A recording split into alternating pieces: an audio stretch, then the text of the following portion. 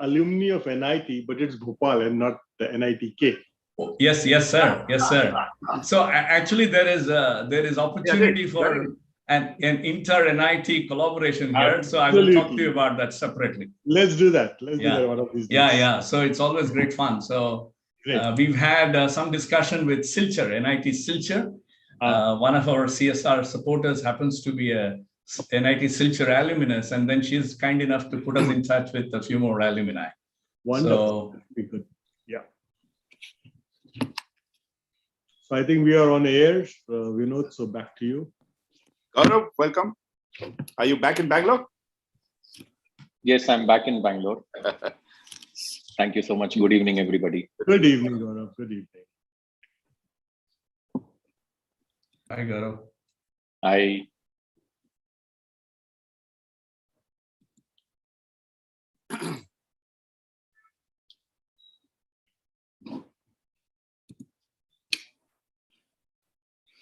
What time do you normally meet your clubs? 7:30, 7? Our satellite clubs, we of course meet separately, but I'm not sure about the junction. Ajay Bawala is here. Ajay, welcome, Ajay.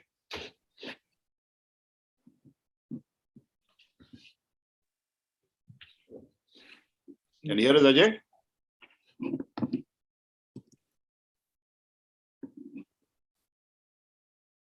Can see Siddharth. Yes, Siddharth is here. Viju, are you here? Downtown? Yeah, I'm here. Hi, Viju. Yeah.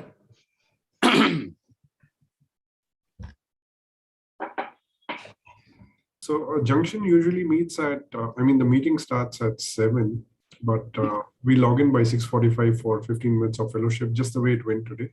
So Okay. it's pretty much the same. Same time, okay. Hi, Siddharth. Good evening. 7. Oh, good evening.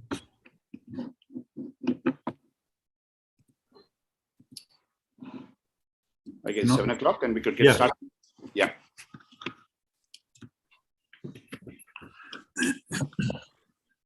Good evening to one and all. Let's start. This being a joint meeting, we have 3 clubs got together for this meeting. Welcome President Ajay Bawala of Rotary Junction and President Biju Gangadharan of Rotary Downtown. Welcome both the presidents. We could start by calling each other, ourselves rather. I call this meeting to order. May we start by observing 1 minute of silence for world peace.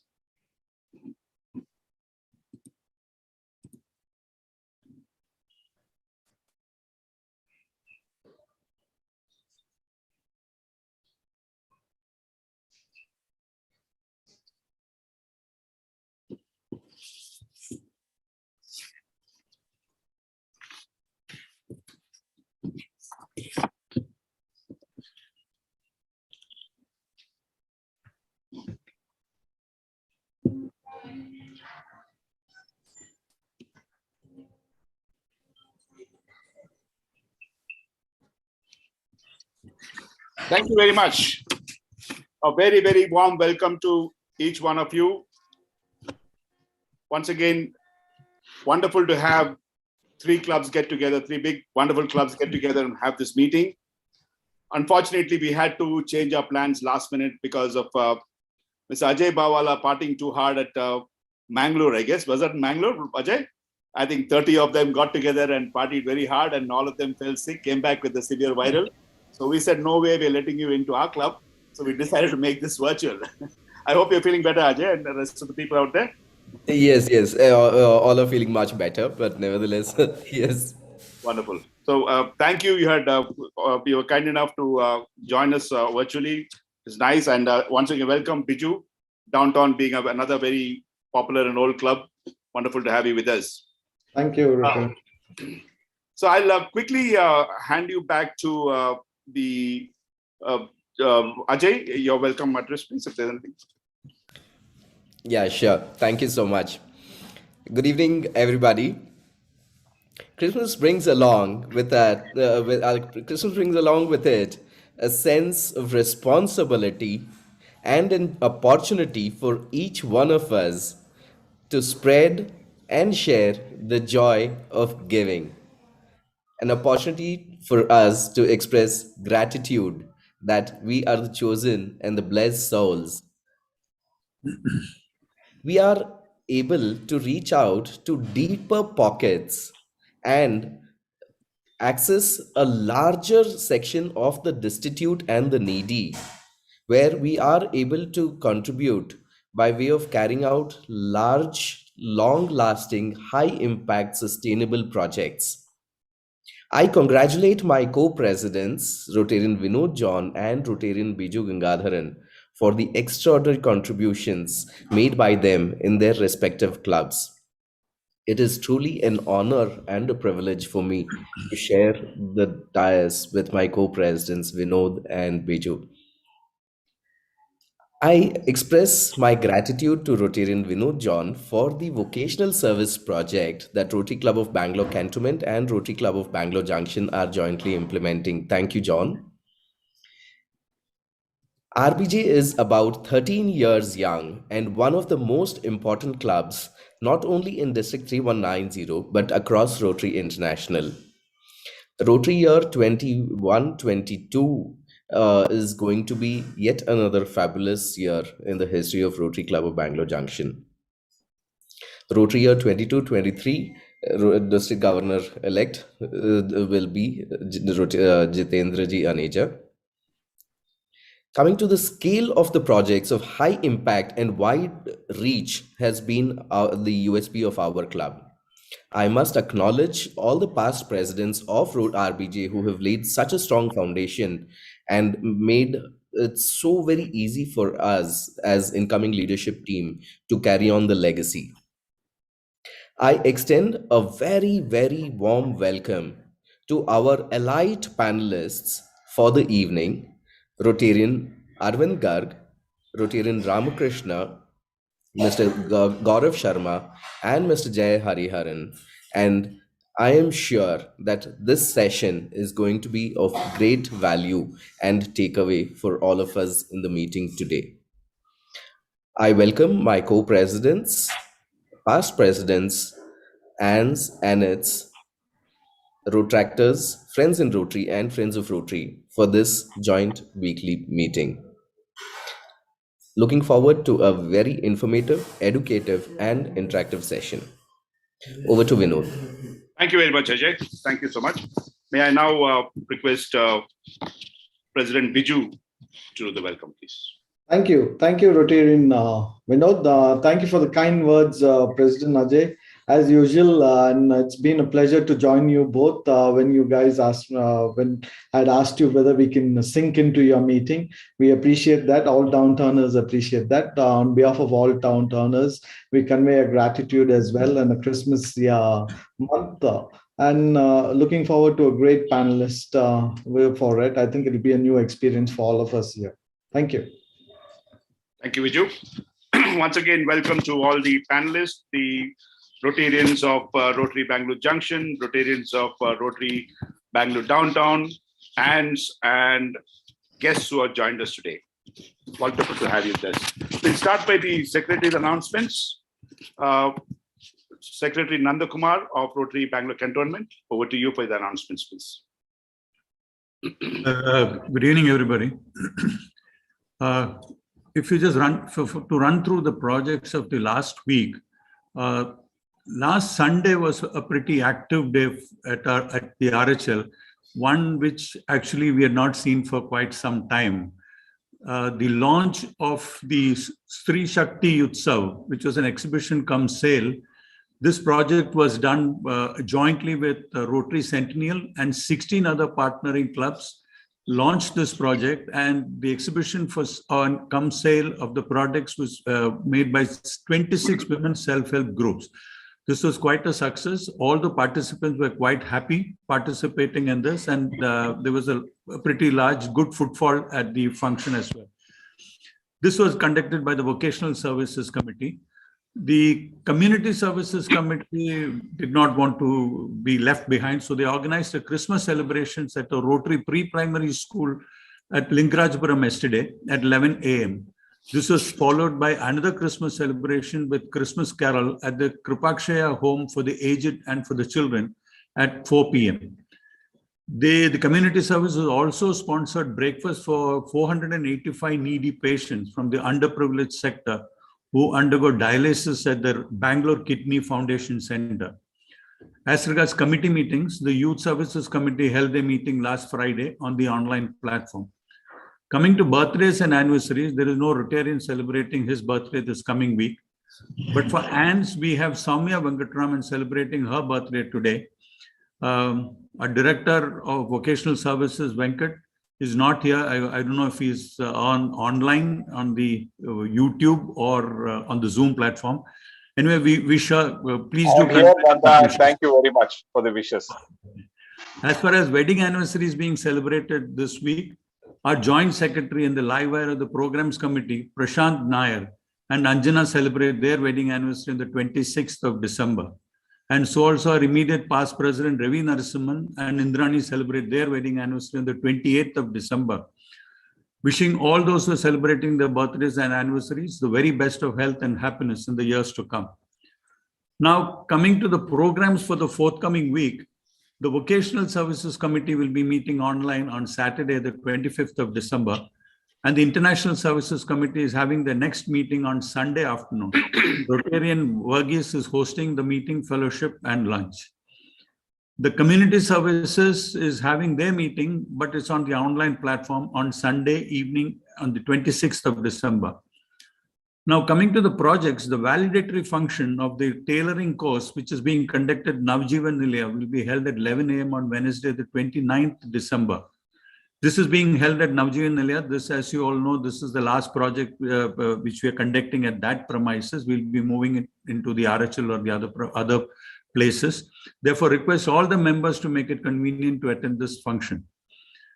The next regular meeting and fellowship that was planned as a fellowship meeting on the 30th of December to ring in the new year is now cancelled due to the government regulations in force on those days. The notice of cancellation has already been issued. Therefore, this would actually be our last meeting for the year. And therefore, before I close the announcements for the week, or in fact, for the last time this year, wishing you all a Merry Christmas and a Happy New Year. Thank you. Thank you, Nanda. Wish you also a very, very Merry Christmas and Happy New Year. Over to Siddharth from Rotary Bangalore Junction for the club announcements. Thank you, Rotarian Vinod. Good evening, Rotarians, ANS, ANITs, and all the guests who are here today.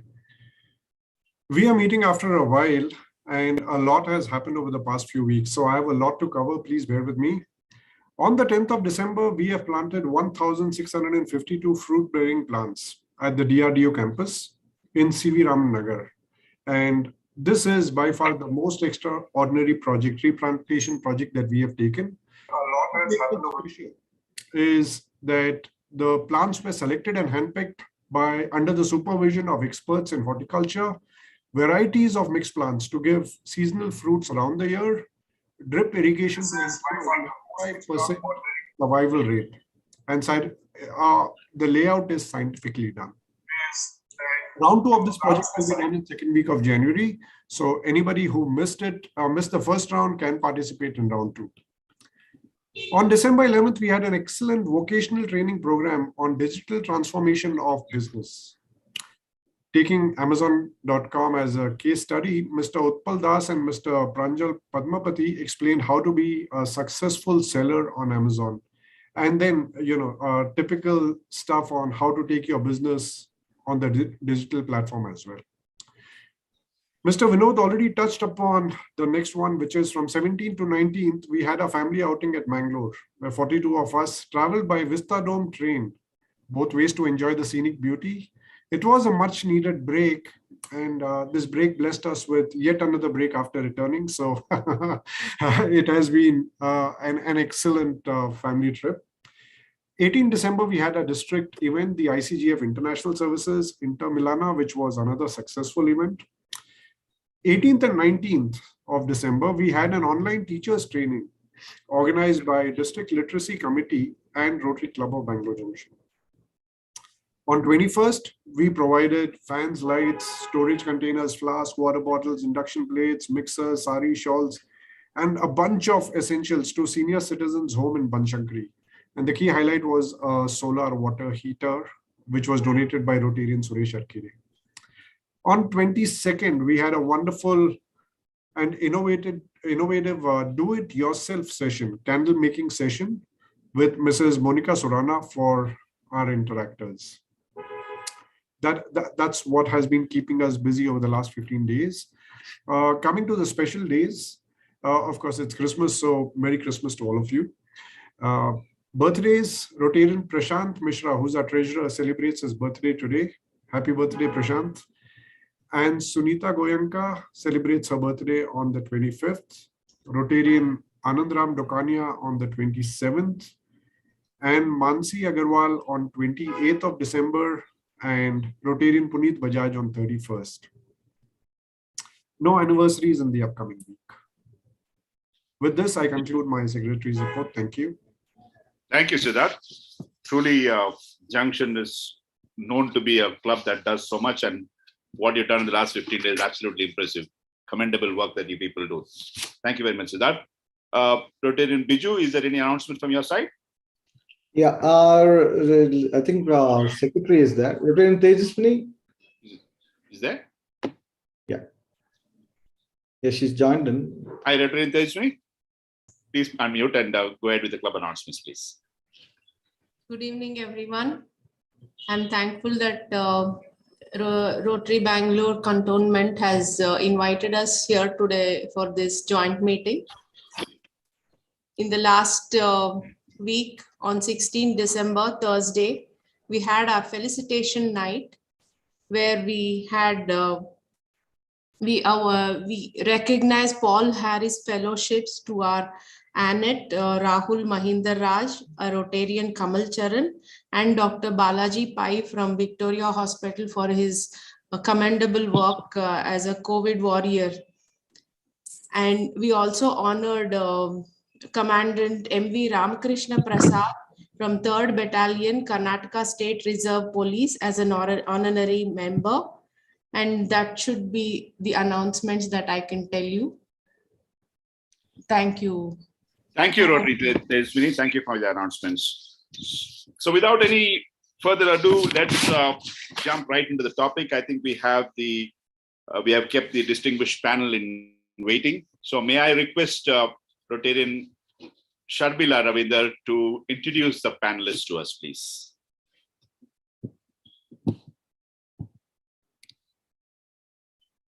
Sure. Thank you. Thank you, Vinod. I would start first with Mr. Arvind Kumar Garg. Mr. Arvind Kumar Garg is Executive Vice President and Head of L&T Construction and Mining Machinery with a diverse experience of 35 years in Larsen and Tubro Group. His responsibilities include the activities of L&T's Rubber Process Machinery and Product Development Center. Mr. Garg is a graduate in Mechanical Engineering from Maulana Azad College of Technology and an alumnus of Indian Institute of Management, Ahmedabad and London Business School. Presently, Mr. Garg is the Chairman of Infrastructure Equipment Skill Council and promoting skill building amongst various stakeholders. He also heads the Rotary Disha Satellite Club of Bangalore Junction as Chairman and has been working on initiatives to help underprivileged children for their better education. Welcome, Mr. Arvind Garg. Thank you. I now move on to Mr. Gaurav Sharma. Mr. Gaurav Sharma is an alumnus of IIT Bombay and IIM Kozhikode. He is Chief Strategy Officer at Furlenco and has worked as management consultant at Accenture Consulting. He was also part of the CEO's office at Hewlett-Packard. He has worked on a national award-winning documentary film on the music maestro R.D. Burman titled Pancham Unmixed and is an author of 2 books on life and music of R.D. Burman. He was also part of the acclaimed film on Jagjit Singh, Kagaz Ki Kashti. Mr. Gaurav is also a leadership and management speaker. Welcome, Mr. Gaurav Sharma. Thank you so much. Pleasure I to now be here. move on to Mr. Jay Hariharan. Mr. Jay Hariharan is CEO and Chief Coach, Blue Fire Coaching Consultants. He is an executive coach, keynote speaker, and author with clients across India, Southeast Asia, China, and the US. as a leadership coach with more than 2,000 hours of experience across 100 CXO coaches. He is a CPC, which is Certified Professional Coach by International Coach Academy, Sydney, and a credentialed PCC, which is Professional Certified Coach by ICF, which is the International Coach Federation. Some of his publications include Coach Them Young, Are You a Good Leader? Brand, Why Are CXOs Abysmal Storytellers and What They Can Do About It? Rewire, How to Be the Leader of Your Own Life. Welcome, Jay. Thank you so much, Sharmila. Happy to be here. Thank you. And I now welcome Mr. V.A. Ramakrishnan. Ramki is an entrepreneur and a seasoned IT industry professional with over 3 decades of experience in technical, marketing, and sales functions. He is the co-founder and CEO of Learning Labs, which is in recruitment and assessment areas.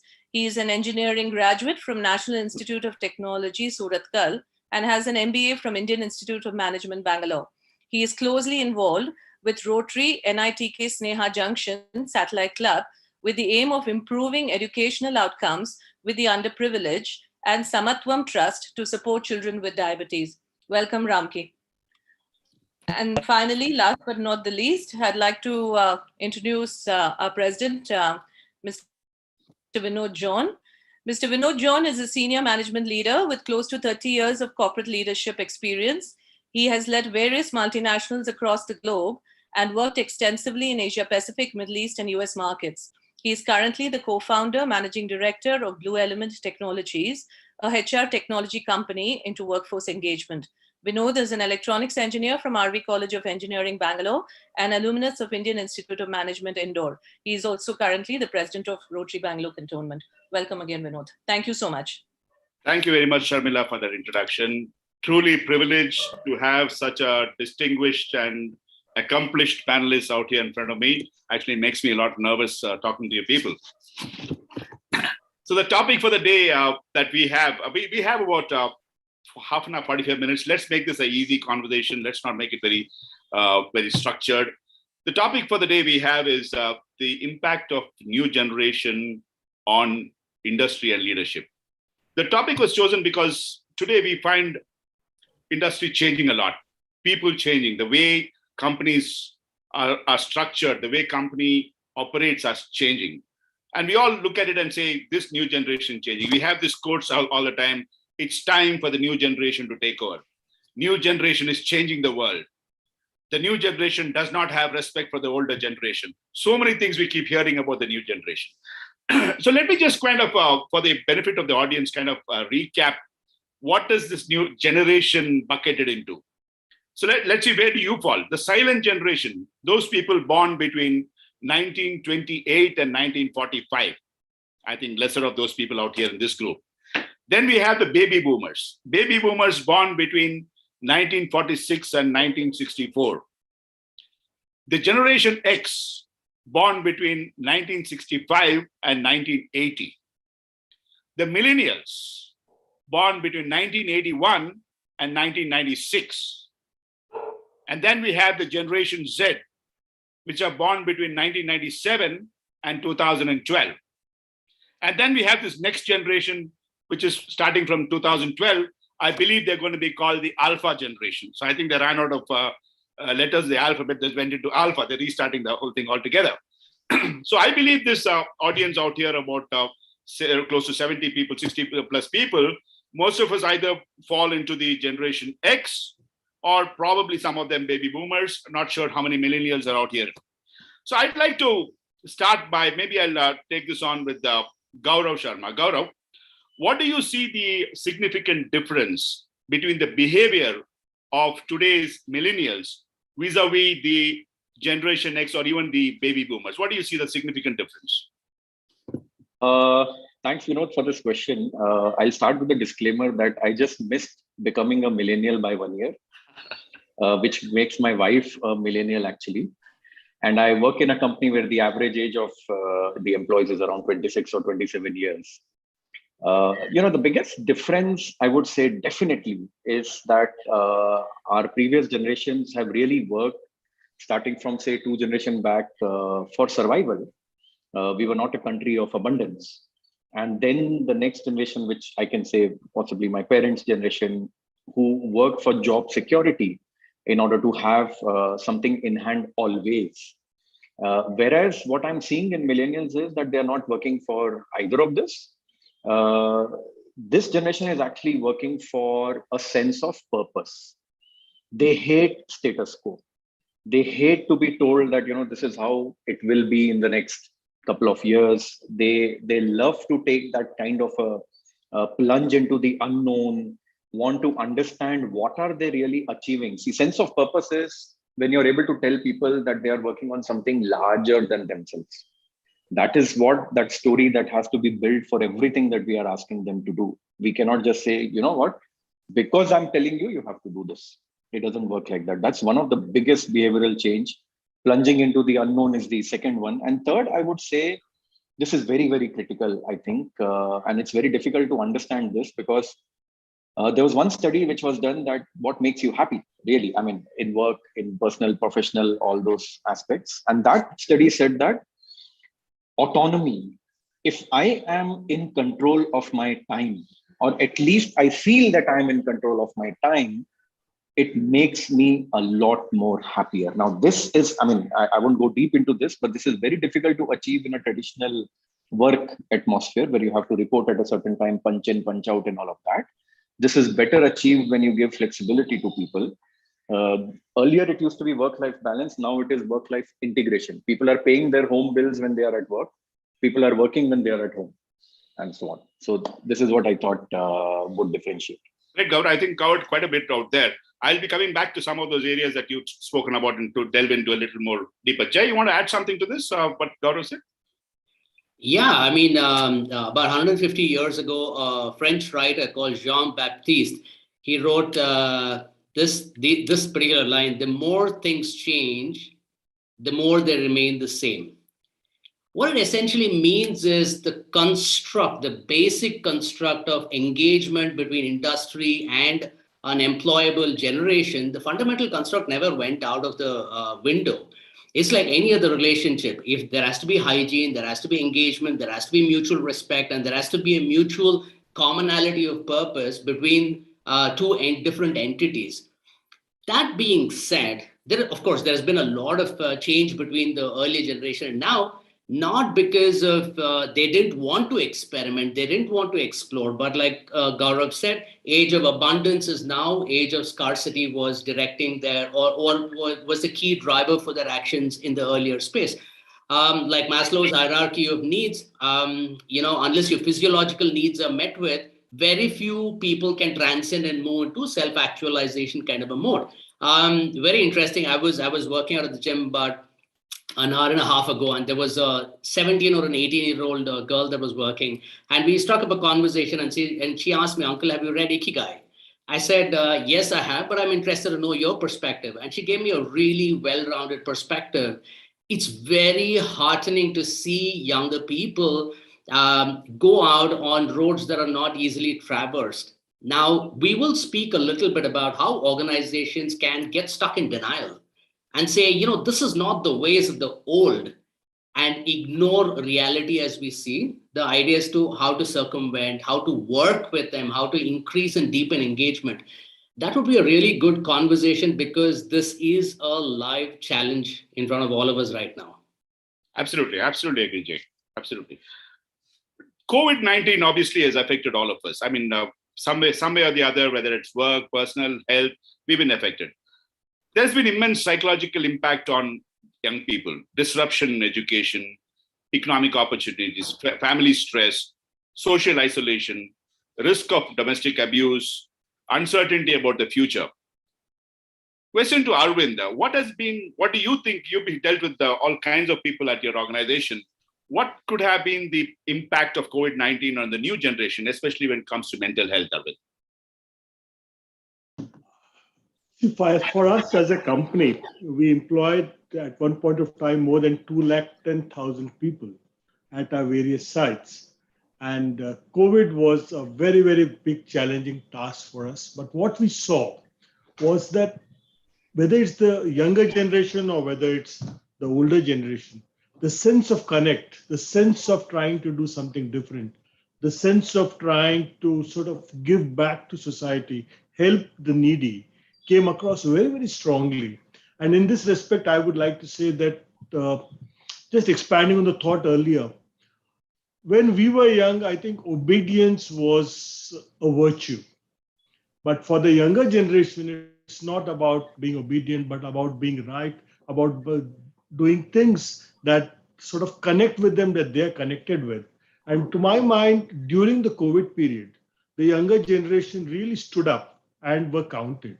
They made a difference to society. They gave, there are many, many, many instances of people going out of the way to sort of serve society, to serve underprivileged people, to take risks. I know of people who actually in Bangalore, there is someone who went out of the way to even go and cremate hundreds of people who were unclaimed bodies. Now, this is something that they left their fears behind. They took the risk, which obviously came with carrying out such activities. But I think that defines the younger generation. They're willing to take risks, as both Gaurav and Jay said in some manner or other. These people are willing to take risks as long as they think that they are in control, that they can manage those risks. And I think also, unlike the past, because of this connected world that we live in, I think these people also have a very, very strong network of people who support each other. They're willing to work collectively. They're willing to support each other, whether it's in terms of their time, whether it's in terms of effort, whether it's in terms of financial, whatever. I mean, you look at instances where we had instances where someone said that someone needs help, and they were able to get some sort of crowdfunding is not the right word, but they were able to get funds for people and help people out. So I think this generation really did far more than what I think was expected. I think they showed all of us the way forward, and they truly, despite all the challenges, I could see that while they were all confined to their homes, they really contributed. For us in our company, we had this anytime learning kind of courses, and I must tell you that the number of people who attended these courses, completed them, did a lot of learning and investment in themselves was massive. And this truly represented their will to utilize their time fully. And I think it was Gaurav who mentioned that they want to be in control of their time, they want flexibility. And they use this flexibility or this time to their advantage. They upskill themselves so that they were ready for the time when they could get back to work. And I must also tell you that when we decided to get back to work, these youngsters were the first ones to come and lead the way and say that we are here, we could keep our mining sites running, we could do a lot of work. So it is all a matter of their willingness to take risk as long as they saw that there was support and that we were all with them. Absolutely, Arvind. Absolutely. Gaurav, since you said you have a very large population of younger generation working at Everett, did you see a huge impact of COVID on your employees? Yes, we did. I think one of the key things that we did was in the March 2020, before the Janta curfew was announced, we moved our people to work from home model. We knew this is coming and we could see all the other countries following that graph. So that was very tough for us because we are in the business of furniture rental or furniture subscription. And a lot of our people have to be on the, on the field to make things happen, and we have to move physical assets. When we moved them to work from home, obviously operations suffered. The moment we got a chance to bring people back, they came. And as Mr. Arvind said, these are the people who actually came and led from the front and said, we will open the warehouses, we will do the deliveries and all of that. We had elderly, we had pregnant women, we had families who needed furniture, and they were in need of that. They couldn't go to a mall, they couldn't go to a shop. And we were a completely e-commerce company where direct to customer, they can go to the app and place orders. So our people, what I would really want to say is that across both the lockdowns, wherever people were, they worked so hard, and it amazes me because please remember, we are taking furniture. We are not a company which is delivering at your doorstep like Amazon and going. We enter your bedroom, we enter your living room. Our hygiene standards, our safety protocols, all of that is super critical. Our customers came to us and said, you know what, I've lost my job, I can't pay. I can't pay you your rents. And we had to show that kind of empathy to our customers, and our people actually showed us how to do that. Our technology team really worked very hard to make sure customers are able to, do things on their own rather than calling us and waiting in queue and so on. So personally, this is professional side. Personally, I think this definitely impacted people in the sense that they were back into their hometowns and they were actually, getting closer to their families, and they understood the importance of being at home and the peace that you achieve by being around your parents after so many years and so on. So even now, a lot of people have come back, but a lot of people have not come back. So we are having this hybrid model. We are also not forcing people to come. And in fact, for technology team, the joke is that it's cheaper to outsource to San Francisco than to hire in Bangalore. I agree. So, so we are not taking any such risks. We are letting people be where they are. Yeah, so thanks, Gaurav. Ramki, over to you. We hear about this great resignation that's happening in the US. It's about youngsters quitting the job and either doing nothing or taking up entrepreneurship and doing something alone. Is this real? Is this going to happen in India? Is this happening in India in the first place? And do you think this is a kind of what we look forward to that's going to happen sometime in India? Well, I have followed with great interest about this happening, or this huge wave called the Great Resignation. What I notice here in the country, in India, is that there are maybe three distinct worlds or mini worlds in the country. So if you were to look at the world of the startups and the technology and the IT services, part of the workforce, there is a phenomenon which is possibly in my career, I haven't seen anything of this kind ever. So I think it's a first of its kind. So I can just explain that a little bit. But I think at the same time, we also have this world in which the recovery after COVID has been slow, and maybe the employment levels have not reached the pre-COVID levels yet. And I think there is a continued trauma because of the uncertainties, of business and on the economy front. So there is the continued trauma with the unorganized and the unorganized workforce. And maybe there's a middle which is which is not in any of these two mini worlds. Maybe there's a different phenomenon, but at least the MSME sector, I think, is still struggling to find its feet. Business has been hard.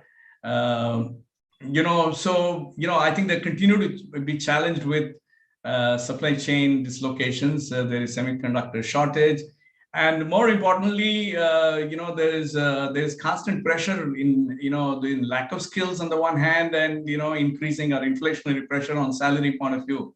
So those are I think the three broadly the worlds. But the one that I think we can relate to from in Bangalore and also in the world that we live in is the fact that the salaries in the technology world has maybe tripled or quadrupled. And particularly, between the 1990s and 2018 or 19, somebody who is a 2 years engineer in the software industry, his salaries would easily double. Okay, so if somebody were to be at 4 lakh salary, he could command at the end of 2 or 3 years a salary of anything between 8 to 10 lakhs that we are all very familiar with. So I think that was a very predictable linear type of growth in the industry. But I think now it's become like an exponential model. So if you're at 6 lakhs, 8 lakhs, 10 lakhs salary, so you're suddenly at 25 lakhs. So you never heard anything of this kind. So maybe there are several things driving this, this phenomenon. But I think the large scale resignation is definitely felt. But I don't think people are suddenly, buying a Harley Davidson and, driving in Arunachal Pradesh. I don't think that is quite happening yet.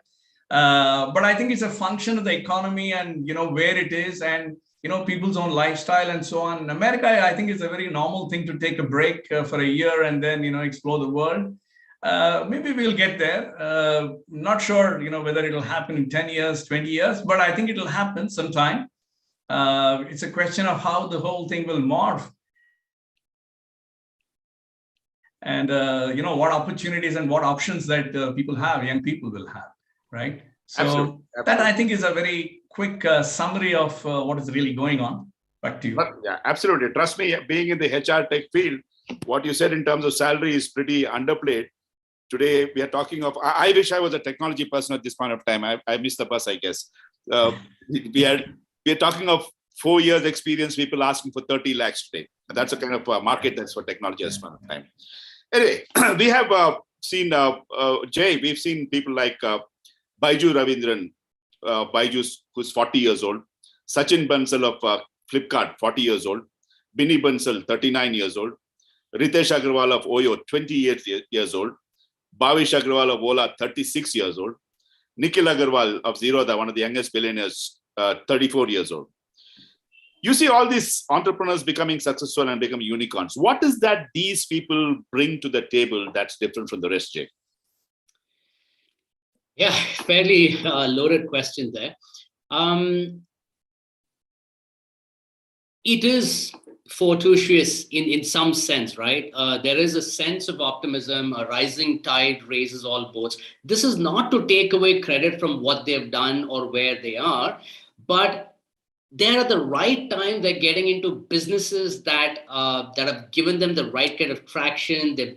Right now, if you were to say, I was toying around with a venture about 7 or 8 years ago, and we were seen as a little ahead in our game, and we had difficulty accessing VCs. Today, there is a huge amount of money. There's liquidity that's flowing around. So access to capital is no longer a problem.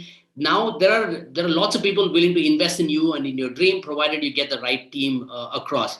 That being said, I think what sets this breed apart is their ability to really disintermediate a lot of old world businesses immediately. If there is a global alternative somewhere, how do I replicate it to work en masse like a country like India? You have the Uber, Ola kind of an example. I just wish at some point we have technology whizzes willing to punt on issues that are critical only to this part of the world, rather than replicate a global model that was somewhere there and then we replicate it. Well, I'm making it sound easy, like, Flipkart, I'm sure they had like challenges, right? When they saw the Amazon model and said, hey, listen, we could do that. They've gone through their own journey. But, you got to, the ex-founder of Myntra became the fastest unicorn in about 5 months or something like that. There is a huge amount of optimism that is there. Getting to a particular point is not a problem. Access to capital, the right kind of people, getting the right people on the bus. But I think where most startups and the ecosystem is suffering is when they have to go to scale, suddenly they realize they have to grapple with people challenges. Till now, customer, go-to-market, money, tech, they've figured all that out. And now comes the messy bit about handling and working people, how to enable them to grow, how to drive consensus, how can I see them see the same purpose that I see? It was so fascinating. There is this brand, and somebody described it as the meat and fish ecosystem. I've never heard that term before. But that's the beauty of it, right? If you're enabling other people to see the world the way you are, you will get a band, a tribe to get around with you. My biggest challenge with the industry is not recognizing how to play their hand, how to engage with talent. The reality of the situation is 30 lakhs is here. Right now, unfortunately, 4 years of experience, 30 lakhs is here. You have a choice. You would say, like the Taj did or the Tatas did, we will not go to premier institutes. Let's go to small institutes. Let's grow our people. That's a choice you have. The other choice is, look, business continuity, we need to get there. Let's pay whatever they want. Let's move on. The problem arises when organizations are dilly-dallying. They're saying, we don't like it, but we have to do it, but we'll take our time to do it. So earlier they would say, good, cheap, fast, pick only two. Now the world has changed. I want good, I want cheap, I want fast, which is why you have groceries happening in 10 minutes, right? Why should industry be any different for a consumer? Absolutely. Arvind, you want to add anything to that? Well, I have a very contrarian view, so I don't know whether it will be accepted by all. Good to hear that. Good to hear that. But my belief is like this, that I think Jay spoke about a lot of optimism. I think it's also a lot of misplaced optimism. When you look at the valuations that people are talking about, you spoke about Baiju's, and I don't know, today's newspaper says that the SEBI has actually directed some of these bankers to say that you better be careful. about the kind of valuations you're talking about. It's front page because they said Paytm, after listing, the price was 50% lower than what was offered. So I think there's a lot of optimism, and my own belief is coming from a very traditional brick and mortar company. It's all about free cash flows. It's about profits. And I think what is being hyped today into these unicorns are very small numbers. I think there are big valuations coming there. And some of these valuations are larger than traditional 100-year-old companies. And I'm not too sure whether the hype behind these valuations is real, or is it going to be something that will one day slowly fizzle out, and then we will realize that the reality was far different from what was promised. Because my belief is like this, that if you want to look at business and if you want to look at valuations, there have to be cash flows, there have to be valuations around that. And what is happening today is perhaps not really very realistic. There's a lot of liquidity, there's a lot of sense of, I would say, misplaced optimism running after these kind of good ideas. I have absolutely no difference of opinion on that. The ideas are brilliant. The amount of work that is going behind them is brilliant. There's a lot of work going on, but the valuations, and therefore these people, becoming whatever they are overnight, is something that I think will need time to settle down, and perhaps one needs to be cautious about all this. And secondly, I also believe that for every one or two or three people that we see who have succeeded brilliantly, there are 100 who have been left on the way. But still, the spirit of entrepreneurship, the spirit of doing something different, the spirit to risk it all is something that is brilliant. Because I have a nephew who's actually one of the co-founders of 91 Springboard. Now he comes from IIT Delhi, he's IIM Ahmedabad. So there are many of these people who have really put in hard work, toil, thought behind some of these ideas, which is changing the entire landscape of how business is done. But on the valuation front, I have my own thoughts, which I've expressed already. Yes. I guess we should get you across for another discussion on this, Arvind. We'll have probably good to hear you. Very happy to do so. Never understood how Ola and Uber can justify the valuations in India anyway. Oh, yes. Gaurav, I just wanted to ask you in terms of nowadays, it's important for organization to reprioritize, restructure to accommodate or manage these Generation Y, which means embracing new sustainability, affordability amongst these people. How does this young workforce impact the current organization? And what do HR organizations do to ensure there's a balance of culture, especially when there's the older workforce that is works with them?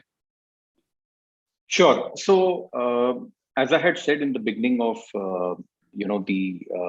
when I answered the opening question, this young workforce, so to speak, is looking for a purpose. That purpose very clearly has to be there. So most of the times I have seen the HR organization or the HR team tries to weave around a lot of things in the company based on the vision that the company is trying to chase. Now, that vision, to be very honest and to be fair to all the founders, is not valuation or is not only the IPO. There is a collective intelligence of the Indian public when they subscribe to an IPO and let it go. I mean, I'm the one who has invested 15 years ago in all Anil Ambani companies, and I lost all my money. So I don't think there is anything about valuation that a founder is chasing. A founder is chasing a vision. For example, if you look at, earlier there used to be a lot of criticism about the fact that a lot of ideas are coming from US into India. We are just replicating Flipkart to Amazon, Ola to Uber, and so on. But look at Just Dial, Furlenco, Zepto, Dunzo. These are all ideas which originated in India. Absolutely. There was no benchmark in America.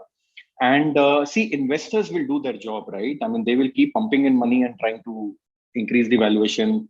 To some extent, employees can be happy because of that. But HR cannot do that, because there are other companies which are highly valued. So if you're only chasing valuation, you will keep shifting jobs. What finally is going to happen is, as Mr. Arvind also said, that what is the problem you are solving? See, it is not about a good startup or a good company will be successful if you are not giving a vitamin to customers. You should give a painkiller. What is the pain that you are solving for customers? And believe me, all of us, in the last 2 years, we were stuck in our houses. Did Big Basket not deliver? Did Amazon not deliver? Did Ola not come to our doorstep? Did they not bring oxygen? I mean, these are all run by youngsters, so to speak, and they were outside trying to operate when the government was trying to ban everything. I mean, I don't want to get political, but I'm saying in general, I'm saying when we were trying to put lockdowns, there were people who were providing services to my doorstep. And I really appreciate that, and hats off to some of these companies. And today they are reaping the benefit. I mean, a Big Basket gets acquired by the Tata Group, or a Paytm reaches the IPO. See what happens eventually. It's an efficient market. Luckily, thanks to the efforts of SEBI in India, in the last 20 years, we don't hear about people committing suicide because the market crashed. So it's a very efficient market today. It happened during Ketan Parekh days and all of that. But today, justice will be done. I mean, eventually the valuations will come down, the companies will fall flat. And you know what, by the way, if a Zomato got away with a non-profitable model, there are other companies now which are struggling to get to the market and in fact, Paytm struggled, right? I mean, they were not oversubscribed and so on. So I genuinely feel that people will take care of that. As far as employees are concerned, the biggest thing is, I think, I would like to make 2 points here. One is, it takes at least 10 to 15 years to make an overnight success. None of these people hit it big overnight, okay? And the second is, tomorrow belongs to those who hear it coming, and these are some of the founders like Oyo, etc. I mean, I know so many big companies which are sending their employees and they're living in an Oyo, hotel, because there is a certain quality which is being ensured. So I think what employees love in these companies, which age doesn't matter. I think purpose is the common for everybody. What everybody is loving is the fact that I am making things which were so difficult 20 years ago accessible to people. Imagine a chauffeur-driven Ola coming to your doorstep. You're sitting, opening the door, closing the door, and then the driver is not even asking where you have to go. I'm sure they cancel and all that, leaving that apart. They're not even, it's an app, right? Which is telling the driver where he or she needs to go, and they are just taking you there, and you get down there and you don't have to pay. It will be done through a wallet. Imagine the jump India made. 2/3 of this country has not seen a credit card. From a bank account, we moved straight away to a Paytm wallet. They didn't see a credit card. That's the jump we made, which Western countries have not made. Employees love it, irrespective of. So HR actually talks about that. They talk, you can always do Diwali, Christmas celebrations, all the same employee engagement activities do happen. Of course, you have to do a lot more parties and have Friday night, outings more often in these companies because the workforce is such. But the purpose remains the key, is what I would like to say. Absolutely. Ramki, you want to add something there? Yeah, I think there's been, there's a whole discussion about valuation and startups is both intriguing and seductive at the same time, because it draws everybody into it. But I think, Gaurav's point is absolutely correct in the sense that for you to really see the payday, it's typically that length of time. There can be instances where somebody became a unicorn in less than 12 months, but I think that is to be seen as some kind of an outlier type occurrence rather than a general pattern. But fundamentally, I think the rules of business have not changed, right? I think there's an element of novelty which might give you an initial advantage. But the fundamentals of business in terms of having, an idea which works and making it work for, at a certain level, at a certain scale, and translating that into some tangible benefits that customers experience and then they're willing to pay for it, right? So, for example, the leap that Gaurav was alluding to, I think there is something very, very dramatic, which is maybe not felt by most people, and most users don't even need to know about it, is happening in the world of fintech, financial technology. it is undercover operation, and you don't even know what is really under it. So if you actually follow during the cricket matches for a period of about 8-12 weeks, there's continuous bombarding by this company Cred, and they hired a bunch of former cricketers to get the message around. So they were just saying that transfer your credit, pay your credit card bills through the Cred app. But what they have as a long-term vision is just amazing. What all you can do, being a middleware and being the plumbing in the whole financial world. So the fact of the matter is that I think there is a certain fundamental disruption that the founders come up with, and I think that translates into a purpose of a very endearing kind for employees. So that's a great way to keep the employees focused. But at the same time, there is opportunity for kind of mimicking an idea which has worked elsewhere, like the Uber and Ola and and Twitter and Coup and so on. But I think there is really some fantastic ground up work happening in areas which are very, very local to India. So if you actually look at agri-tech, it's very, very unique to India. And there's a lot of interesting ideas. There's a lot of, there's a phenomenal amount of stuff happening out there. And to my mind, I think in the last 12 months, it's seen some incredible amount of venture capital money coming in. Whether there's a farmers, dharna in Delhi, or, they all go home or not. But I think the technology world is, attacking the problem, relentlessly. And I think, you're going to see some dramatic changes and results over a period of, maybe 3 to 5 years. Jay alluded to this company, which is delivering fresh meat and fresh fish, right? And I think it's also a very unique thing. I mean, in the sense that how do you get, fresh fish, into your doorstep or whatever. So there's a lot of unique stuff. The supply chain is a very different world in this country. And same is the case with agri-tech. So there's a lot of unique stuff which is happening. And I think we will see a lot of the benefits of, the impatient young generation. Oh, and I think, I just needed to add one more category to what you mentioned in the beginning, Generation X and Generation Z and so on. There is something which is called the digital natives. I mean, it's not the same as what you said. All that stuff that people are advertising, full page and Times of India, a grocery delivery in 10 minutes is actually catering to the digital native. Yeah. Because if there is no milk at home in the morning, my wife will nudge me saying that there's no milk in the fridge. Why did you screw up? But today, a digital native, he's not going to get up out of his bed. He or she is not going to get out of the bed and go to the nearest Nandini booth and buy milk. Absolutely. So, yeah. So there's a lot of stuff happening. Yeah. I think a lot of that is very, very positive. Like we've always been hoping that when will farmers make money and when will their lives get better? And, there's all the problems of traditional agriculture. Is there a remedy for it? I think there's a remedy. And I think the young people are at it. Yeah. I think you touched upon exactly what I wanted to speak next in terms of Generation Z being digital natives. Research shows that 95% of the Generation Z own a smartphone. 83% own a laptop. 78% are into advanced gaming console. Question to Jay, what do you think has been the impact of technology on the mindset of these youngsters? Do you believe that somewhere they're becoming socially recluse or kind of impacting them in a negative way?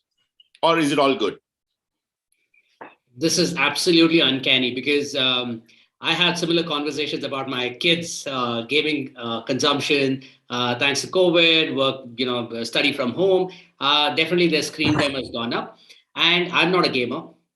I know a lot of my friends who are also gamers who play games with their kids and stuff like that. I'm like, I've just never really wired that way. And I would never really understand. My younger kid talks about Minecraft. There is like so much of innovation in the gaming world, which is leading the industry forward. It's just amazing. And I asked him to explain, Minecraft to me. He tried his best. I tried my best, but I don't think the two worlds could meet. I see a problem.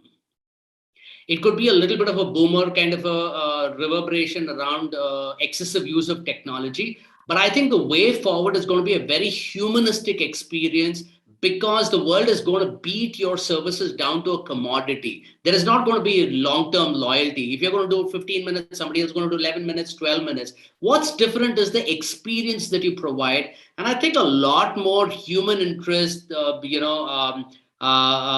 free thinking, literature, the arts, that's almost going to see a resurgence, because at the end of the day, the people experience of the entire thing is what's going to drive this forward.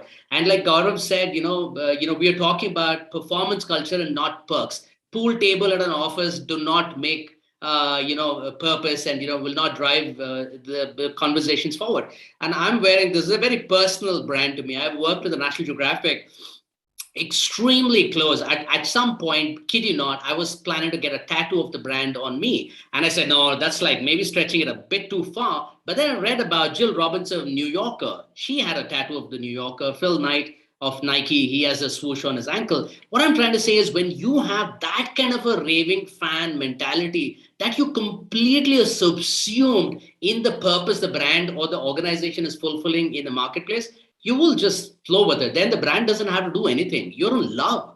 And when you're in love, logic goes out of the window, numbers go out of the window, 5% increments go out of the window. Anyway, I just wanted to say that. But coming back to tech and younger generation, there's a lot of good stuff. As coaches, once we caught up at an international conference and we said, we work with CXOs and enable them to navigate change. Are we doing the same for ourselves? Or we said, as coaching, we will be the last bastion of AI and machine learning, so we needn't worry. Boop, that bubble was burst immediately by the next speaker who heads coaching practice at Google. He's saying, no, nothing is going to be the same, including executive coaching, which you think is a very human one-on-one kind of a thing. So tech, definitely both ways it can swing. It's our job to ensure that the younger generation is shepherded in the right direction. It's much too important to be just left for consumption. We all know knowledge is like a knife. It can work really well in a surgeon's hand and to inflict damage. And tech with younger generation is pretty much in the same vein. Very diplomatically answered, Jay, ensuring that you don't offend these guys, this younger generation. All right. Now we know that the new generation Y is entering into its prime spending years, and I understand it's set to receive about $30 trillion in wealth from the baby boomers and the Generation X. This transfer of wealth has already started transforming the way some of the industries. Some industries are benefiting immensely from these millennials, like travel, automobile industry. The point here is that spending has gone up. Do you believe that youngsters today prefer a lovely lifestyle, importance of work-life balance is critical for them, lack loyalty to employers, prefer to work as individual contributors, don't work as a team? Gaurav, do you think this is a reality? This is what I'm saying in terms of they absolutely wanting to be very, in a way, if I will use the word selfish from their perspective. I think one motto for this generation, whatever they do, is let's not making a living prevent you from making a life. And we just need to understand that. I mean, this is not the generation which will accumulate its paid leaves and then cash it out when they resign, or who will work for more than 5 years because they will get a gratuity. See, we need to understand that, right? I mean, the thing is, just like technology, money can also play a similarly constructive or a destructive role in somebody's life. And, that is the whole crux of the matter, because look at the courses or the education that people are pursuing. Shrishti Design Academy is getting so many amazing students who are pursuing what they want to do. Just to give you a Bangalore example, they don't want to sit through the competitive exams that you and I sat through and slogged our, most youthful years preparing for a CAT or a JEE exam and so on, or AIMS and all that. The point is, these people are already getting exposed because of this money to a lot of international content, But what I feel is when you look at these people who choose to stay in India, so the content can be global, but the context is local, and they are trying to do something for this ecosystem. Now, there are problems. There is a problem of not having the loyalty from your customers and your employees. There is a problem of people not working for money. So how do you really incentivize them? There are a whole lot of issues there. And this is causing a problem. I will not say that it is not. But having said that, it only boils down to, but by the way, there's one more thing, that it's not like they prefer to be individual contributors, because most people in my company are actually telling us, when are you calling us officially? Please force us to come. We want to come to office. And we are saying, wait, yeah, we have to arrange a cafeteria for you. We have to have, double the number of stories and seats and everything and so on, right? So we are only telling them, be where you are. We'll call people who are required and so on. So they want to come. They're eager to connect. Yes, there is a problem that the connect, the way it used to be earlier, the bonding, families meeting and so on, that has kind of disappeared. But I'll tell you one thing I have realized. I have worked in some giant companies, and after I came here, I realized most people in my company have friends within the company. Please, pause for a bit, because when all of us got married, how many of our company colleagues came to attend the wedding? Today, the whole team wants to go, like 40 people want to go and attend their colleagues' wedding and so on. And this is very important, because there was another research, this was a Harvard paper, which said that, people are very happy when they have friends in office. See, this blending of this whole personal and professional space is super duper critical. People are obviously wasting a lot of their money. See, wealth, as they say, dane dane pe dikhaye gaane wale ka naam. I'm sure a lot of people, the kind of leverage that is there in Bitcoin and all those things, right? If you have 1 rupee, you can borrow 100 rupees to invest. So it's all, we are going into those inflated, dangerous territories for this generation. There are issues. But having said that, the motivation lies somewhere. That is one thing. Are they spoiled for choices? Of course they are spoiled. I'm head of customer experience, right? And earlier I used to be talking about customers are God and all of that. Today I realize customer is human and they have their own behavioral biases. But this customer is spoiled. This employee is spoiled for choices. That is what I would like. And we can take it in whatever spirit. Whatever way, absolutely. I think that's well said. The people in the audience, if you have any specific questions for the panelists, please put it on your chat box, and I'll take up a few questions just after this last question that I have. Arvindji, I want to know, as senior leaders, what can we do to mentor this newer generation workforce? How do we make them successful at the same time managing all that we spoke about in terms of culture, in terms of all the aspects that we spoke about? What we as senior leaders can be doing to help this or mentor these people? Very, very nice question. And actually, as a company, we are sort of grappling with this, because we are old gen and we are new gen. If you look at L&T as a company, we are doing brick and mortar. We are also doing technology. We are doing IT, etc. I think for us, what seems to work is that we sort of get them connected to a larger purpose.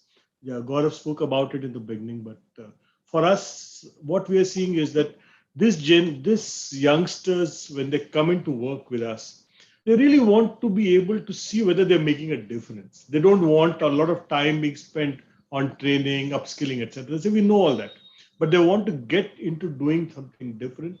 They want to be recognized. They want to be told how they can sort of improve themselves continuously.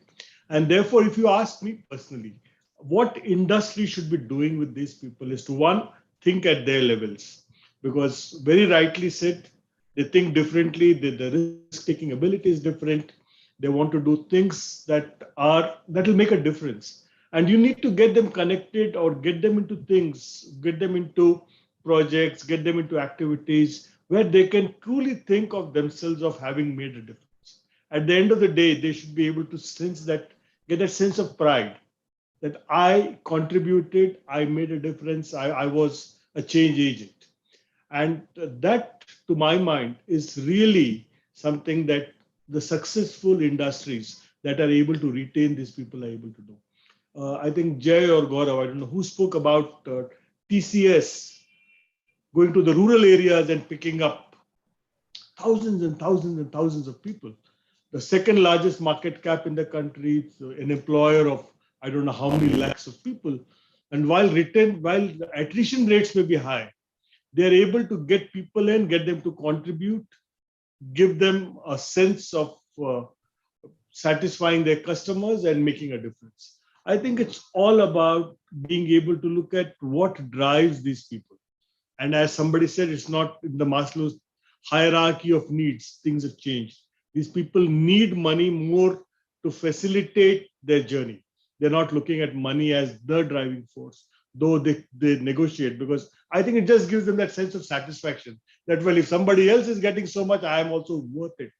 So the whole thing is about what am I worth and what change and what difference can I make? And if we can get them to connect to that sense of purpose, to say that I am making a difference, I am contributing to society, I am making the world or the place where I operate a better place than what it was yesterday, I think they will stay connected. We need to make workplaces fun places. Obviously, their aspirations are different. But at the end of the day, for a company like ours, which employs so many thousands and thousands of these young people, we are able to see that they feel proud of the fact that we are doing things that have never been done before. The tallest statue in the world, the biggest stadium in the world, the bullet train, etc., etc. The iconic things that we are doing. So we will have to give them the opportunity to work on these iconic projects, which makes India stand tall and in some sense, make them feel that they stand tall as an organization that does these things. So that is what I would like to say from my side. Very well said. That is what I think we are able to do. Absolutely, absolutely. Very well said. I completely agree with that. Any last thoughts on this, Jay, Gaurav, Ramki? Okay, I'll my final words. So my answer to your question is actually taking a little episode from Ramayana, which is, I think, the best thing that any of us, all of us collectively can do is what I like to call as the Jambawan effect. The Jambawan effect is actually understanding each individual as a very unique individual and believe that each individual has potential of varying degrees. And most importantly, be the catalyst or the coach or the mentor or the counselor to unleash that potential of each of those individuals. Right? Though on the face of it, we all like to believe that, we like to make abstract constructs saying that, people are like this, young people of a certain age are like this, etc. I think that it's a human need to abstract and, come to generalizations. And I think therein lies some problem. I think so. The important thing is that we have to understand each individual is different.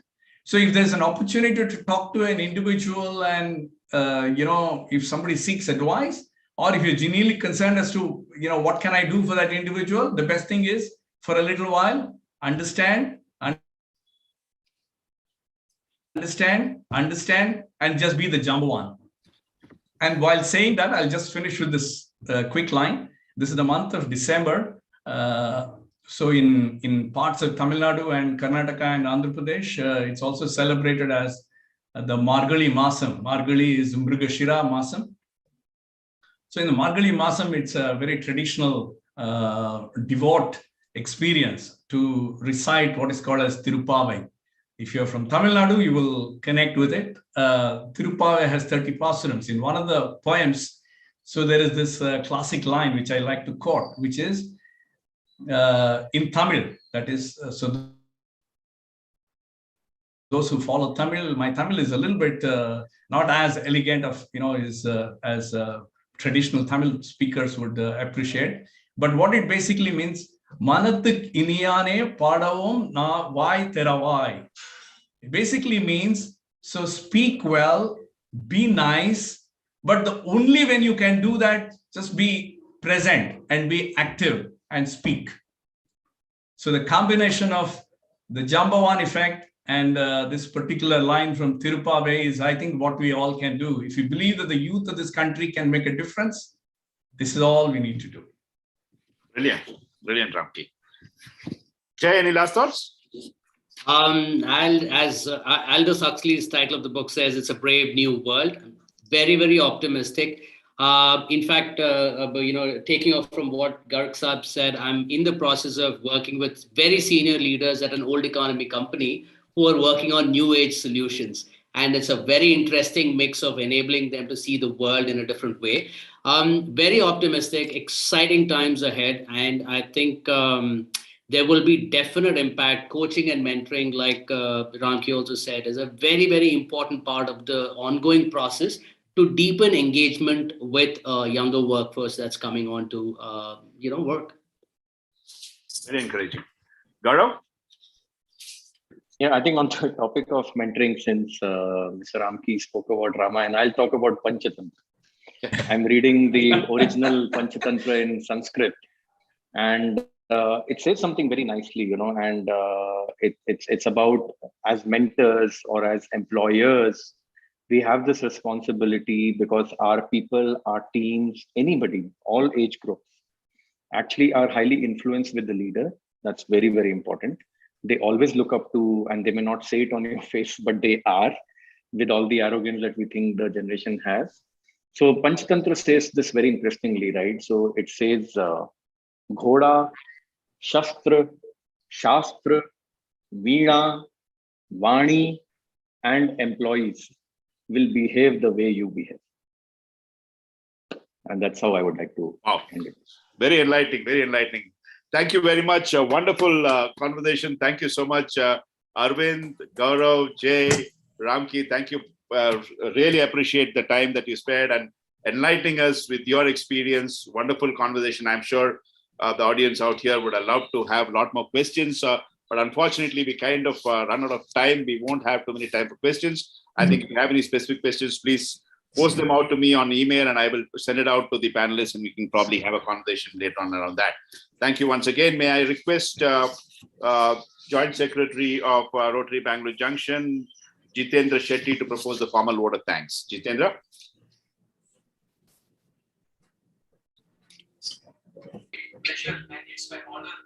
We can't hear you, Jitendra. The audio is bad. Yeah, it's still bad. I'm audible now, sir. Kind of better, but if you can lean in a little bit closer or to the mic, or you may want to take off the.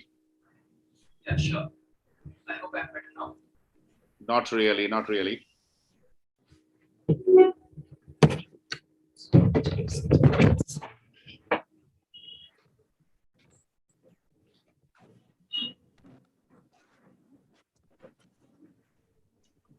Okay, go ahead. Is it okay now? Oh, a lot better, a lot better. Go ahead. Go ahead, Richard. Yeah, thank you, sir. Thank you so much. So first and foremost, it's indeed an honor, and it gives me a great pleasure to propose a vote of thanks in front of this august audience. On behalf of Rotary Bangalore Junction, Rotary Downtown, and Rotary Cantonment, I would like to thank each and every Rotarian and guests who have been the part of this meeting, and because of your presence, this meeting has been a grand success. The highlight of today's meeting was the panel discussion. A lot of takeaways. I, being the father of 22 years old daughter, the biggest takeaway for me is, I was always telling her that she should be doing this, she should be doing that. But because of this panel discussion, I came to know that today's generation, they know their purpose. So I'm going to have, that is going to be a behavioral change in myself, and I'm not going to tell them what they're going to do. So thank you very much, all the panelists, for highlighting the mindset of today's generation. I would also like to express my deepest gratitude to all the panelists, Gaurav Sharma, Jai Hariharan, and of course Rotarian Arvind Garg and the Rotarian Ramki for being the panelists and sharing their perspective. And thank you very much, President Vinod John, for wonderfully moderating the session. I think even you are also sharing a lot of insights. Thank you so much for that. I once again take this opportunity to thank all the president and secretary of all the three clubs for coming together and having such a wonderful meeting. Thank you very much once again. And I take this opportunity to wish everybody a Merry Christmas and a very Happy New Year. And let's hope that we have such discussion in future as well. Thank you. And back to you, sir. Thank you. Thank you very much. Could we all unmute and give a big round of applause to the panelists? And thank you so much for this beautiful session we had today. Thank you all. Thank you, Arvind Garg. Thank you, Gaurav. Thank you, Jay. Thank you, Ramki. And also, obviously, thank you, President Ajay Bawala and President Piju. Wish you all a very, very Merry Christmas and a very Happy New Year, and hope to be in touch and to talk to you sometime soon. Thank you all. Thank you so much. And actually, it would have been so great to stay back over dinner. That would be our plan actually. We'll hold you for the dinner some other time. So much of information and really interesting. And I'm so glad